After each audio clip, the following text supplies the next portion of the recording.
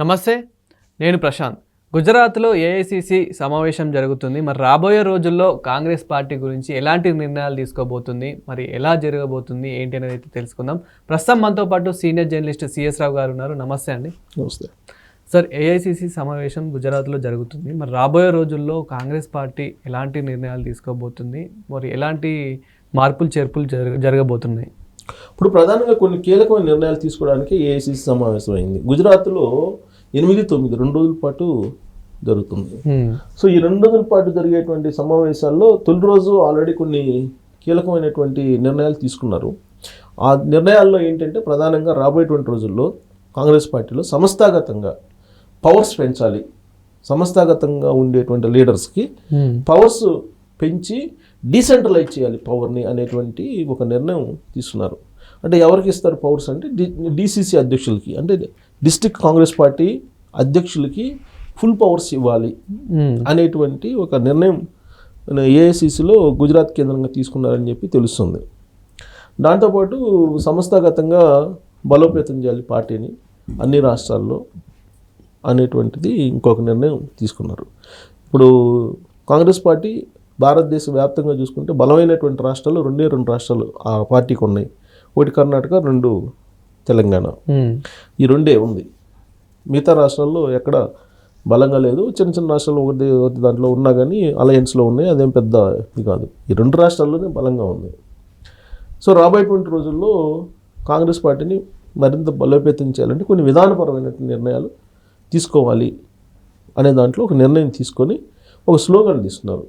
ఏం తీసుకున్నారంటే సర్దార్ వల్లభాయ్ పటేల్ వర్ధంతిని కానీ జయంతిని కానీ గతంలో ఎన్ని లేని విధంగా అద్భుతంగా చేయాలి రాబోయేటువంటి రోజుల్లో అనేది. ఎందుకనంటే బీజేపీ సర్దార్ వల్లభాయ్ పటేల్ని స్మరిస్తూ ఉంది. మొదటి నుంచి కాంగ్రెస్ పార్టీ ఏం చేస్తుంది, గాంధీ, నెహ్రూ వీళ్ళు తప్ప సర్దార్ వల్లభాయ్ పటేల్ని పెద్దగా పట్టించుకోలేదు ఎప్పుడు. దాంతో బీజేపీ ఏం చేసింది, సర్దార్ వల్లభాయ్ పటేల్ని అక్కడ 3000 అడుగులు ఇది కట్టడం వల్లభాయ్ పటేల్ది, ఇవన్నీ చేసేటప్పటికి సర్దార్ వల్లభాయ్ పటేల్ది స్వాతంత్రోద్యమంలో చాలా కీలకమైన రోలు, ఆ తర్వాత కూడా చాలా కీలకమైన రోలు.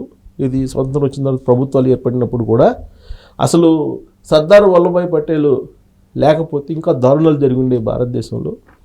యాక్ట్ రాజ్యాంగంలో 30 అనేది, ఆర్టికల్ 30 అనేది, దాని విషయంలో నెహ్రూకి సర్దార్ వల్లభాయ్ పటేల్కి మధ్య చాలా గొడవైంది. ఏంటి ఆ 30 అని అంటే ఈ మధ్యకాలంలో సోషల్ మీడియాలో బాగా వైరల్ అవుతుంది.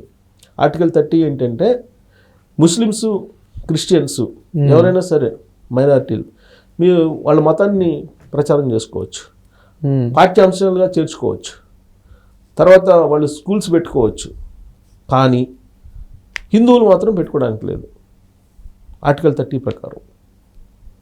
అది నెహ్రూ పెట్టాడు ఆర్టికల్ 30 అనేది.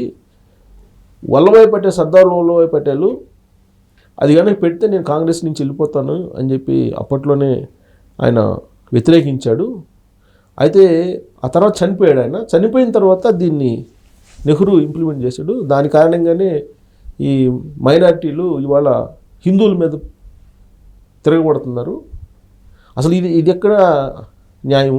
భారతదేశంలో మతాలన్నీ ఒకటే కదా, హిందూ మతం ఏమో ప్రచారం చేసుకోకూడదు, హిందూ మతానికి సంబంధించినటువంటి సనాతన అంశాలని, ధర్మాన్ని పాఠ్యపుస్తకాల్లో తీర్చకూడదు. అదే క్రిస్టియన్కి సంబంధించినటువంటి బోధనలు చేసుకోవచ్చు, మత ప్రచారం చేసుకోవచ్చు, తర్వాత మదరసాలను పెట్టుకోవచ్చు. మైనారిటీలు ముస్లింలు మదరసాలను పెట్టుకొని వాళ్ళ సంబంధించిన మత ప్రచారం చేసుకోవచ్చు పాఠశాలల్లో, స్కూల్ డేస్ నుంచే.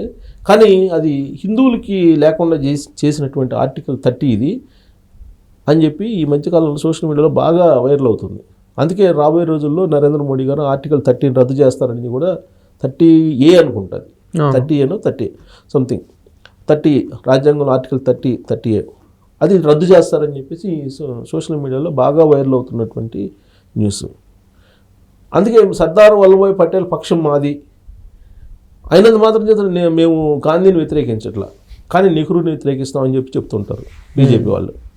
సో అందుకని మా సర్దార్ వల్లభాయ్ పటేల్ మేము వ్యతిరేకించట్లేదు, సర్దార్ వల్లభాయ్ పటేల్ మేము గౌరవిస్తున్నాము అని చెప్పి చెప్పుకోవడానికి ఆయన వర్ధంతిని జయంతిని ఘనంగా జరుపుకోవాలనేటువంటి నిర్ణయం గుజరాత్లో కాంగ్రెస్ పార్టీ తీసుకుంది. అంటే ఇక్కడ ప్రజలకి ఉపయోగం ఏంటి? అంటే ఇక్కడ ప్రజలను అట్రాక్టివ్ చేసుకునే విధంగా ఉంది, కానీ ప్రజలకి ఉపయోగపడేగా ఎలా ఉంటుంది?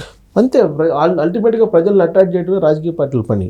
అవును, వాళ్ళు హామీలు ఇచ్చినా లేదు వాళ్ళు ఏదన్నా చేసినా ప్రజల్ని తమ వైపు తిప్పుకునేటువంటి ఆలోచన తప్ప వాళ్ళేదో కన్స్ట్రక్టివ్గా ప్రజలకు ఏదో చేస్తారు, సమాజానికి ఏదో చేస్తారు అనేటువంటిది పూర్వ రోజుల్లో ఉండేది.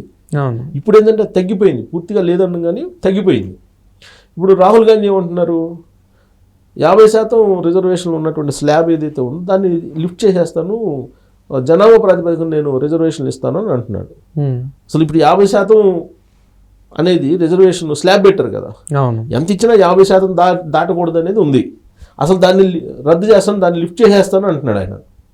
ఇప్పుడు ఆ 50% రిజర్వేషన్ తోటే వద్దురా బాబు అని చెప్పి చాలామంది ఇప్పుడు మిగతా వాళ్ళు దాన్ని సమీక్షించాలని చెప్పేసి డిమాండ్ చేస్తున్నారు. ఇలాంటి పరిస్థితుల్లో రాహుల్ గాంధీ నేను అసలు 50% కాదు ఇంకా ఎక్కువ ఇస్తాను అంటున్నాడు. అది కాంగ్రెస్ పార్టీకి మంచిదా కాదనే దాని మీద కూడా చర్చించారు. ఇక్కడ ఆయన చేసినట్టు ఇంకొక స్లోగన్ ఏందో తెలుసా, 370 రద్దు చేశారు కదా బీజేపీ వాళ్ళు, నేను మళ్ళీ 370 పెడతాను, జమ్మూ కాశ్మీర్కి ప్రత్యేక ప్రతిపత్తి కల్పిస్తాను అంటాడు ఆయన. వీటి మీద చర్చించారు. ఇప్పుడు రాహుల్ గాంధీ తీసుకుంటున్నటువంటి నినాదాలు ఏవైతే ఉన్నాయో అవి ప్రజల్లో వ్యతిరేకంగా పోతున్నాయి. ఇప్పుడు రిజర్వేషన్ల మీద ప్రజలు వ్యతిరేకంగా ఉన్నారు. ఎందుకంటే స్వాతంత్రం వచ్చిన తర్వాత నుంచి ఇప్పటి వరకు రిజర్వేషన్లు అంటే దాన్ని కనీసం సమీక్షించాలి కదా. ఆ రిజర్వేషన్లు ఫలాలు అందినటువంటి వాళ్ళకి అందుతున్నాయి. దాన్ని సమీక్షించడానికి బదులుగా అసలు రిజర్వేషన్ స్లాబ్నే తీసేసి జనాభా ప్రాతిపదికన నేను రిజర్వేషన్లు ఇస్తానంటే మిగతా వాళ్ళు ఏమైపోతారు? దాని మీద వ్యతిరేకంగా ఉన్నారు. అది నెగిటివ్ సెన్స్ వెళ్ళిపోతుంది పబ్లిక్లోకి. దాని మీద కాంగ్రెస్ పార్టీలో చర్చించారు ఏఐసిసిలో. అలాగే 370 రద్దు. 370 రద్దు అనేది అసలు పెద్ద అచీవ్మెంట్ నరేంద్ర మోడీ గారికి. అలాంటి దాన్ని మళ్ళీ 370 మళ్ళీ తీసుకొస్తాను, స్వయం ప్రతిపత్తి కల్పిస్తాను జమ్మూ కాశ్మీర్ అని అంటే భారత ప్రజలు ఒప్పుకుంటారా? ఒప్పుకోరు. సో రాహుల్ గాంధీ అలాంటివి చేస్తున్నారు.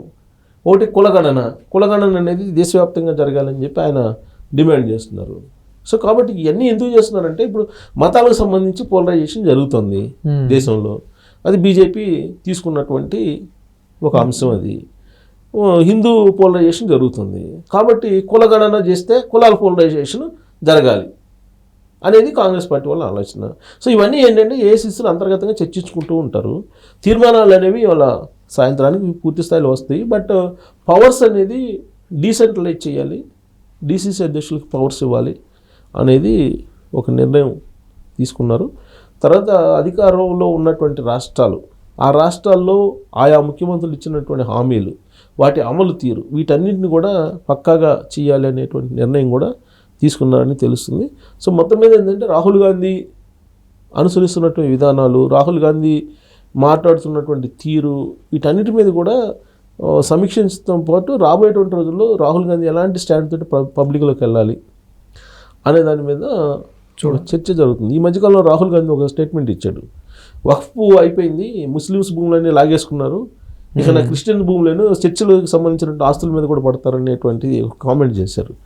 ఇలాంటి అన్నింటిని కూడా రాజకీయపరమైన అంశాలుగా తీసుకెళ్ళి ప్రజల్లోకి రాబోయేటువంటి రోజుల్లో కాంగ్రెస్ పార్టీని అధికారంలోకి తీసుకురావాలి దేశంలో, లేదంటే మత అసహనం పెరిగిపోతుంది అనేది మత విద్వేషాలు రెచ్చగొడుతున్నారు, దేశం సురక్షితంగా లేదు అనే భావనలో వాళ్ళు ఉన్నారు కాంగ్రెస్ పార్టీ వాళ్ళు.